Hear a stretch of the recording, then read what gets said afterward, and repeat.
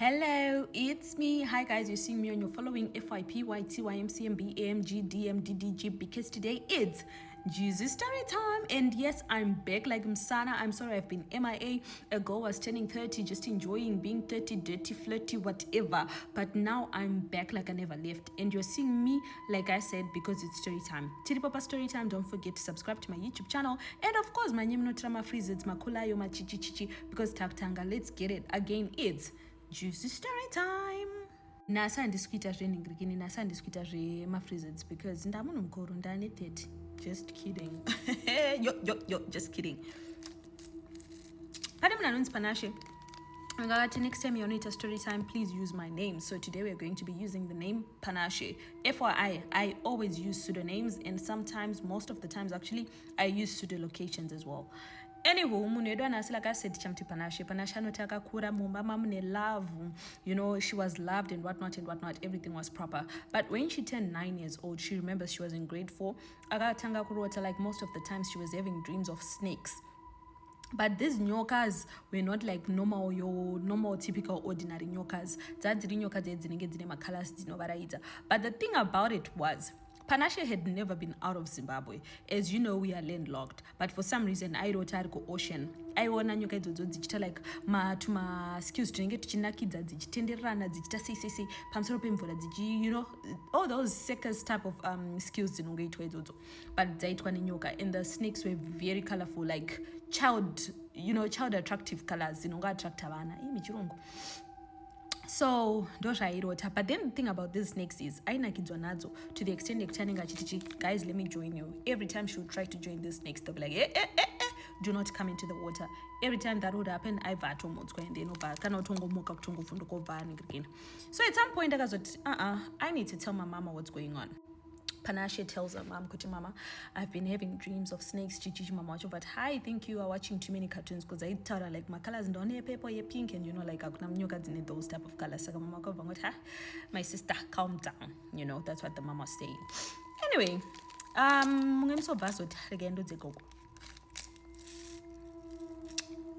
sorry, I'll go back. Gogo ntukurota chichi. And you know anagogo overtoti, can you explain? Ndovatanga describe and you can explain makala zaketa so gogo vata vanogona rwadzimu vako vaita sei varungoya usongokuvaraidzawo say. So next time you ask them nicely kuti ndokumbura kuenda nemi, and she was like, how do I do it? Kanzi unosvita uri kokokope. Right now your mind has subconsciously captured what I told you. So next time paucharara, just try to remember when you have that dream, tell that subconscious to be conscious in ingirikini. Blare out those words kuti ndinokumbura say kuenda nemi baba. Panashe did exactly that, what her grandmother told her. But she remembers kuti pese panenge akuda kupinda mvura papa kuitika kana simhepo vaita muti uri kuda, you know, that type of thing. Nyoka dzedze aitoita zvezvo kutodzikumbira, but nyoka dzedze aingoita zvezvo kuti dzaibva dzatanga kutamba pamusoro pemvura, like a yacht on top of water, that type of thing. Ndozvazvakuita nyoka, kwetoti like dziri kupinda mukati memvura, pamusoro pemvura dzichidai, so dzotanga kungofamba dzakanyarara, dzoitoita kunge dziri kuuya kuzomutora, but pese padzinenge dzauda kupinda nemvura paingoitika simhepo, rinongoti nyoka dzedze dzobva dzangodisappear. Ndo zvaingoitika. So zvinizvo zvakaramba zvichingoitika kuhope until of course Ray Williams, baby, we love him over here, until she started dreaming of mermaids, the mermaids that we see on TV. Ndopakazotanga kurota mermaids, but what she would see is these mermaids dzinenge dzakamira like pama shores emvura, you get, pama shores emvura. And they wouldn't say anything to her. They would actually let her go. But the same thing would happen. It happened over and over. This is what's happening. You know what? Just ignore it. It's probably your cartoons and whatnot. Because remember, mama cartoons. So many cartoons. Now, pakazoita nguva yekuti she was now kuma grade 6. Aigona chikoro singeti panga grade 6 anga kugona, like she used to be an average student, but panga kuma grade 6 anga kugona chikoro singaiti Panashe. And the fact that aigona chikoro, you know, muni sanda ogara ni munanogona, but as you know, kuma primary It's mazuva atakakura mumaprimary maigariswa according to kugona kwenyu grade 1 anonzi group 1 group 2 whatever aigara ari pagroup 1. So paimbe tangu yekuti vanhu vanenge vachinzi itai kana group work vanhu vaise vaida kutamana panashe wabva watopasa whatever chanenge aita iri group work. But what would disturb her was mazuva vanhu vanenge vachigadzira kunyora maexams aibatsira almost the whole class. Vanhu votogona ye zvakanzisa zvezvechichichichi, but iye panenge ari muexam anoita like blackout, like totally completely forget kuti ndandakaverenge and whatnot. She'll be just blank and aisakwanisa kupedza maexams ake. Exam rate 2 hours iye aitora time singaita igona ngoanswer questions mashoma and it started affecting her, deteriorating zvekutodaro because vabereki vakafonera hatisuziva zvekuitika nemwana. Paanotora mwana ototanga kutaura abuda maexam atanga kuremember zvese paanoita maexercises mclass anenge achigona chichi, and then mateachers of that we think maybe something is going on with her, like psychologically, mentally or something, so maybe it's a psychosis of some sort, we don't know, but she needs to be checked because patita ma exercises, ma lessons, even when people are preparing for exams, she's doing proper, she's doing good, so she needs to be checked. Yeah, my parents of that were right, and they went to the doctors. And we don't see anything wrong with her, so maybe it's just her nervous system, it needs to be checked. Maybe arukita zvekupanic and whatnot, and she confirmed she was not panicking or anything. And then vashangoramba zvichiitika, but zvakazongopera akazongotanga kungoita like just normal passing, anga sapase zvimwe zvaimboita zvezve zvekudhara zvekutonyatsogona zvekudaro, but obva atongopasawo chichi obva atoenda kuhigh school. Ari kuhigh school vanhu votomutora pana chitoda kuita newe group work yakati chichichichichi obva angotora ita sorry. Papazosvika point yekuti when she was in form 3 she had her first boyfriend. Mukomana uyu aisagona, like anga ari dofo vanhu vachimuseka chichichichichi, and aita maarts vanhu vachimuseka unoita nemukomana anoita so kudhara taitoseka noti anoita maarts anoita that type of thing, so vanhu vagara vachimuseka. But what happened was paakatanga kudana yanga kutoita vachitomubatsirawo masubjects anenge achiziva chichichi, mukomana uyu bva kugona chikoro zvisingaiti, but it's puppy love, vakazongosiyana. Form 4 she started dating another guy. First year aisati munyatsogona chikoro zvodaro, and then paakatanga kudana naye bva tomubatsira bva totangogona.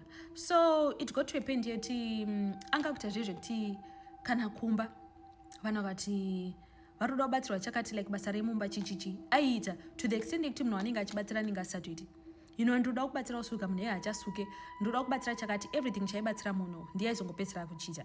Then goga kobva azomuti iweweka I think uri kutorerwa simba, goga kobva muti I think uri kutorerwa simba. Ndobva ati how? Ndobva ati I think kubatsira kwanoita vanhu you are chipping something away from you, so how about umborega kubatsira vanhu timbonyatsoona, because ndinda kufila like kutadza kwaonoita nyaya kubatsira vanhu chichichichi.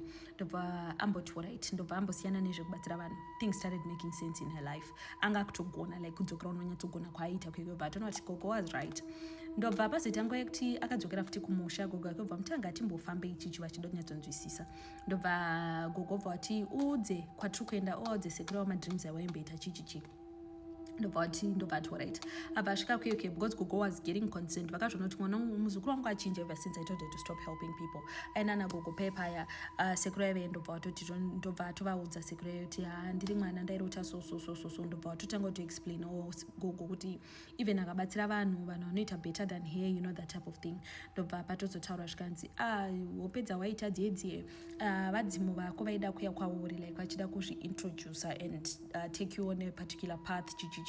But the thing is they had too much power. Pakatozobatwa kuti like vanga ne royalty blood, there was royalty in the blood, so her ancestors were great back in the day. So it's said kuti originally she's actually from Zambia in a little kingdom called Ndakangana, but Ikoko, you get. She ended up going Ikoko. She realized kuti like the history is down there chichichichi, so vanga watende royalty chichi. And because they had royalty in their blood, no one would do things above them. So it's like they were like the highest of authority. So that's why these mermaids were just quiet, because they were waiting on your ancestors. So that's why the mermaids were quiet. But that couldn't be done because certain things needed to be fixed in their family. In their family, because ngozi yo yanga yakaitwa, this is why vakuru vanga vakauya kunani kuna panashe kuti panashe we need you to do so and so and so and so and so until vanhu vakati vagadzirise zvinhu. So ngozi yoyo ndiyo yaita kuti aramba achiblowiwa. Handiti ndakudziva kuti paimboitika kakublowiwa kakuita sei. Ingozi iyoyo yaitoramba kuti hamuwadzani nevekwenyu, because it's like ngozi iyoyo munhu iye akafa ari kuedza kuti haukwanisi kuwadzana nevanhu vedzinza rako kana inini vanhu vanga vasiri kukwanisa kuwadzana neni, because pakaitika ngozi haisati yaripwa, that type of thing. So that was just the whole point. Ndopakatozobatwa kuti mudzinza makamboitika ngozi, but munhu akaita ngozi wacho was like 3 generations ago. Although gogo vaimuziva because gogo married into the family just before munhu iye afa ndiye anga akaita ngozi, and this person anaomboconfess kuti anga akaita ngozi, so the whole family was unaware, you get. So ndopa zvakazobatwa, and then zvikanzi kuti zvinhu zvichotanga kufamba. Tisati tatomboenda kumudzimu nenjuzu yemwana, paroda kuti totanga paripwa ngozi. Tichakumbirira kuti tinyatsoudzwa nemunhu iye kuti zvinhu zvaakaita icrime yakaita sechicha chaitika, like we want to go to the roots of the issue, you understand, the bottom of the ocean type vibe. So ndobva pazotanga kukumbirirwa, like there were just too many occasions where that stuff was done, so we are not going to get into detail, but the point is vaipota vachifamba. It's not like munongokumbira munhu nhasi kuti Gonzalo da Silveria chitudzo kuti wakauraya munhu sei, that type of thing. It's like it's a whole process. Vanhu vanofanira kunge vakachena, panoitwa matare yacho, and all that stuff, you get what I mean. So zvinhu zvakatora time, because certain things needed to be done in a certain way, at a certain time, certain period, certain time, and you know the whole shebang. So nyaya yengozi yakafambirwa, eventually they found out kuti sekuranga kwakaraya munhu wekupi futi, ndobva vatozoenda kudzinza kwacho kuya. Vasvika kudzinza kubva vataura kuti makadii, tiri kwachimuti, pano tine mwana wedu Gonzalo da Silveria akambouraya mwana wenyu Louis the 16th so tikuda kuti tiripe, because zvinhu zvoda kugadziriswa, da kuti Maria Antoinette wedu uyu Panache atangeta sei atange kuwana mudzimu pari watu. Ndobva patotaura paya that family was unaware, zvikanzi isusu taingoziva kuti munhu wedu akauraya, pakatotaura kunzi nenguva vanhu ivava vakazvita vachazouya hatinombodzwa more info kuti ndevekupi or anything. So we are actually happy kuti matokwanisa kuita sei kuuya, thank you so much, and zvakaitika, but ndozvitoripo. So isusu regai tizotaurawo nevekwedu tinzwoti kuti muri pengozi pachadiwa chii. Guys, it's a whole process. Imi vanhu vata basa rekuuraya vanhu, muudze madzinza enyu kuti musiye makanyura pasi, so that vanhu vazotambure. It's a whole process.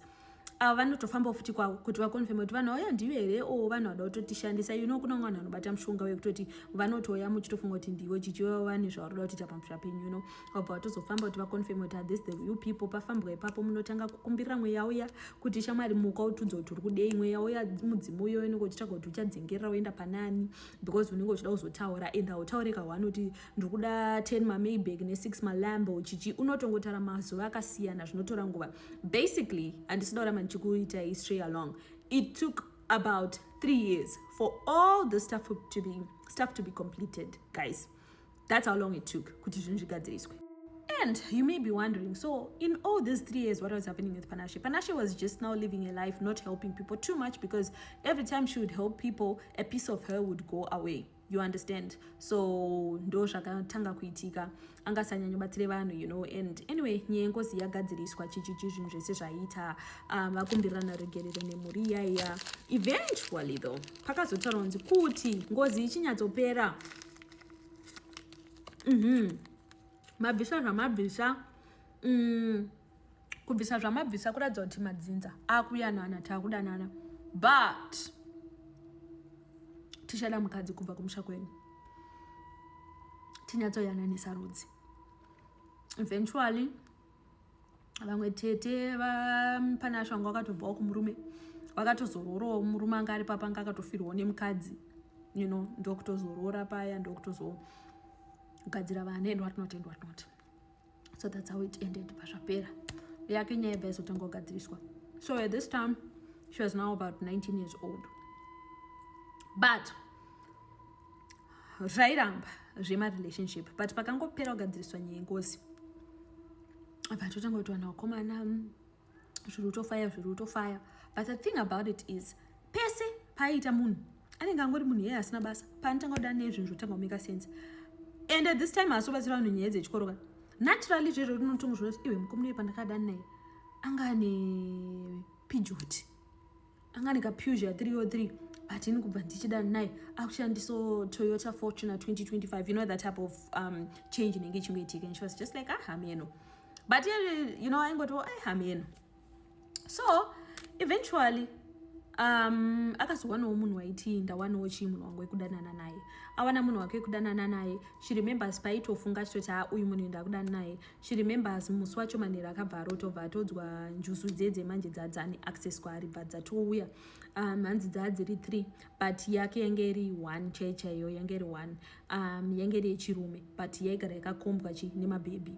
Ndobva yatouya ndobva yamuti zvauda kuita siyana nazvo. Saka akatoshaiti chi, saka pa akati chi ndobva njuzi yabve yanongedzera like kumberimberi kwemvura ubvaona like pane zuva pepe ubvaona face yemukomana waidenda unovhuma kuti ndoteti mukomana wangu abata akana chichi yazviite. Ndobva amboda nemufeso yayo ubva amuti zvonzvo imbo yaumba kwedu watwatwacha. Ndobva inoumba kwavo ubva tofarirwa navabereki zvekutodaro chichi. So she remembers kuti hanzi ndakapfeka top yepink yaya paakapfudzana nesystem mukomana aenda unovhizita, apfudzana nemusystem mukomana mukomana ndobva yamudhuma. Saka yanzi yange nematomatoes anga achibva kugretwa, ndobva yamudhuma, ndobva azara matomatoes. Sister yabva yatimira nditore hembe yako ndise ndizoiwacha, but you can take mine, you can go with it, then tizotumira hembe yako mukomana wakanoziya nayo kana yaoma watwatwata. Little did she know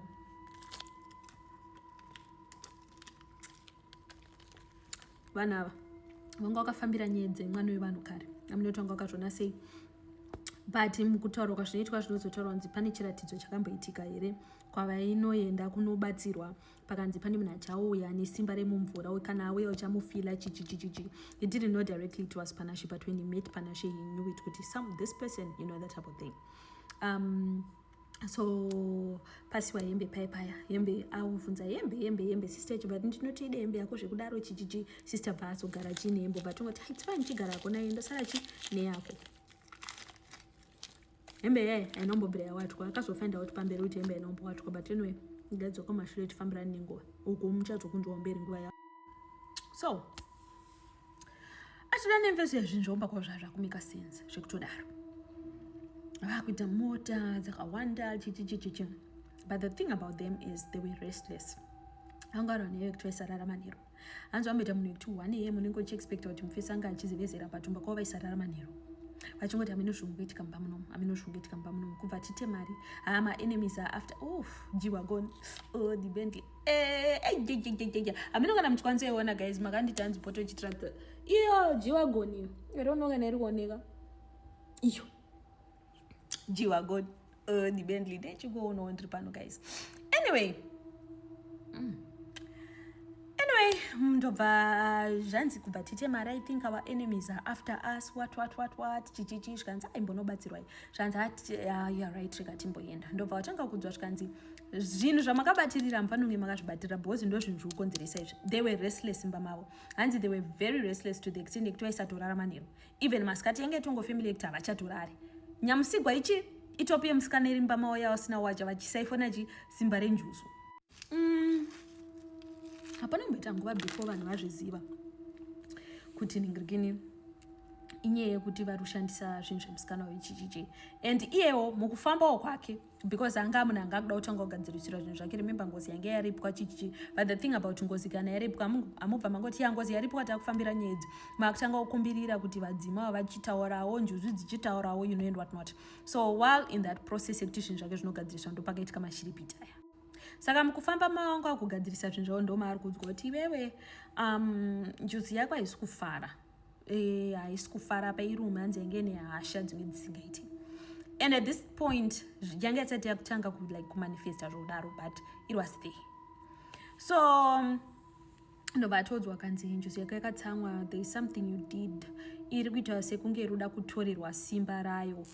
Ndopakazotaurwa kunzi simba rako raibva pepa yenye kuti iyo njuzi iyo ndoinenge ichitorerwa simba. Everyone else, maybe some people spiritually vaitozvona, ndosaka ida kubatsirwa nebasa rechikoro chichi, but some people vaisatozvona spiritually. Vaingotiwo kubatsira but vasingatozivi they are taking from you, so you need to go get that top. Vatanga kutaura nemukomana, I need that top. mukomana angabvume zvikanzi kana tozokupa tiri kuishaya tiri kuita so.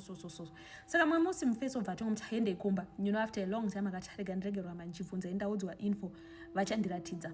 Saka ndandagara ndichikumbira kuti ndiratidzei pese tairota ari mumba imomo, like zviri kutoitika otonyatsoratidzwa pane topiyo, but pese paitoraitora sister iya yaibva yamuka. Zvezvo kuti vanhu vanenge vakagara handi muri kudziva kuti vanhu vaisarara vanga vari restless, but pane paipe kuti unongoita kanongeka kuti hanzi aibva topepuka zvezvo kutoti atomuka guys mukai pane zvikuitika, vaifeela like presence inenge iripo, you understand. Saka hanzi that presence was always roaming mumba mavo, but vanhu vari kuziva at this time. Remember vangaudzwa info kuti hembe yamuna imofanira kusiyana nayo. Mumwe musobva atozoti no inrega nendeko ari masikati machena. Asvika kumba kyoke masikati machena, sister yake bva yaloka door, sister yemufesi so fanira kupinda muno muchichichi. Saka bva anloka achitenda kutendeta makoti chichi bhozi musikana yanga kutanga asina pressure nenyetopo, but tora topo yake bva aenda. Achienda hanzi manerumba imomo makararwa, vanhu akati chichaitika, chichawatora mba muno muchichichichi. Ndobva ati mufunga kuti handisiziva nyaya dzenyu, zvamakatora izvozvo zvese zvamakanditorera muchindibira muchifunga kuti handisi kuziva zvese zvichandongondoka. Hapana kumboita nguva shopi yavo bva yangobhuroka, ndobva wamborobwa panga kuti zvemahardware chichibva varobwa like hardware store yese chichichi, zvinhu zvazvisisa make sense, vasisina kana chinhu, you know, vangosarwa nelike kwanga wambori before, zvimwe zvese zviri papasisina zvimwe additional materials. Anyway, musikana obva asiyana nemufesi iyoya. Mumwe musi obva atongorota njusi yake yechirume ichimuratidza kuti uyu, ichimuratidza mumwe mufesi, but hanzi mufesi endaisamona fesi anenge achipenya zuva zvisingaiti, but ndichingoratidzwa kuti uyu ndiye munhu wako uyu, kwete vanhu vari kuswera kutandanisa ana nigirigini ana jection wasiyana nawo chichichi, but yaisaona fesi. Zvikanzi saka ndichamuziva sei, zvikanzi kana wauya uchamuziva. Saka hanzi mufesi iye anenge akapfeka shirt yeblue like sky blue, akapfeka trouser renavy blue, akapfeka bhutsu dzeblack like formal handiti nebelt renavy blue. Saka abva angonzi uchazoona kana nguva yayo yasvika uchazomuona. Pana kuti uzomboita nguva stereki, zvinhu zvake bva zvatanga kugadziriswa zvenjuzu chichichichichichi. The whole process yaitwa, zvinhu zvaredi manje kuti kuchiitwa musi wokumbirira mwana achipfekedzwa Nekuda sei.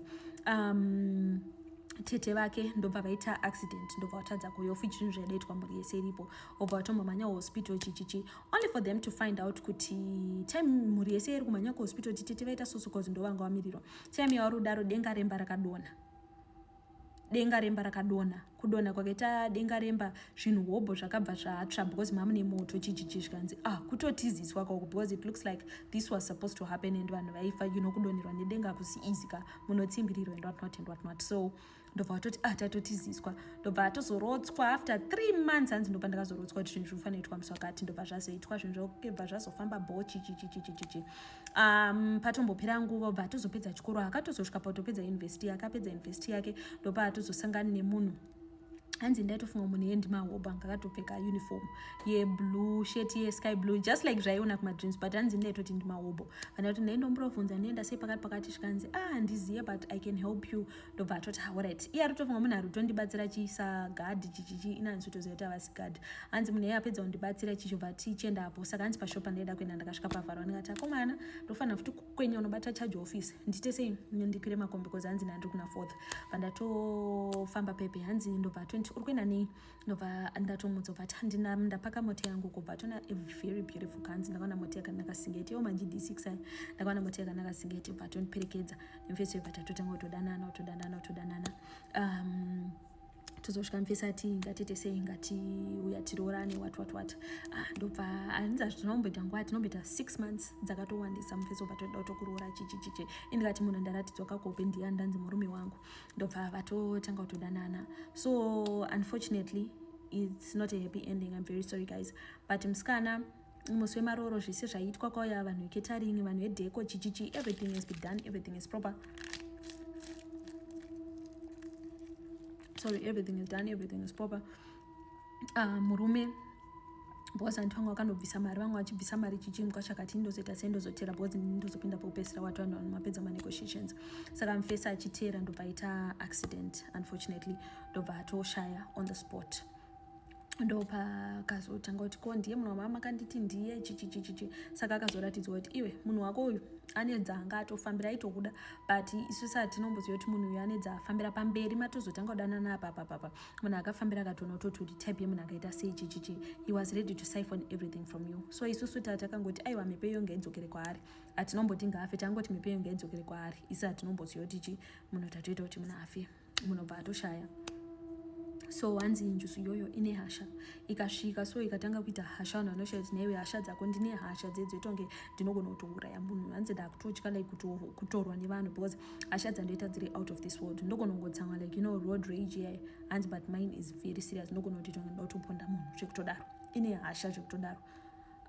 Njusu yacho yechirume. So this is Panashi's story, guys. Like I said, he who wears the crown must bear the crown. Zvamei muchichiva muri kuona munhu zvaanenge achisangana nazvo, muri kuzvionaka. So anyway, munobva atoshaya paya, mari ndobva yaita sei, mari ndobva yatozongonzi tongokupaiwo kahafu, that type of thing, what. Murume obva atoshaya, baby girl obva atoitawo morning period yake, what. Apedza morning period yake obva ambotryawo, hanzi ndakatombotrya mujolo zvekutodaro, and then lockdown came, bva zvatorambisisa. Excuse me, till now zvinhu zviri kutorambisisa kutowana munhu chaiko kuri kutorambisisa, but pawanouya kuhope unongomunzwa kuti zvichaita nenguva yazvo. And right now Panache is 37 years old, so anenge achitoshaya kuti todii nenyaya iyi. So she's just hoping kuti zvichaitawo nenguva yazvo, but yeah, that's her story. So iyo munhu wekutoti anenge achingodzwa kuti zvichaita kuhope, but iye personally anoti ina handichada because since high school ndaibatsira vanhu and this would happen, my boyfriends ndaibatsira this would happen, ndakaitawo boyfriend this happened, munhu aida kundiroora this happened. So iye anototi inini ndinotongovaudza kuti tozoona zvaitika, but ini hangu I'm just not hoping zvekutodaro because I feel like men are out there to use me because of this gift of mine. Shandingatodo wangu mwana, but even ukitongoita mwana naye batike zvekumanya. So that's her story. I hope you guys enjoy. Definitely tomorrow, Small House Saga episode 4 will be back. You guys take care. Enjoy your new beautiful week. Stay pretty. Bye-bye. Mwah.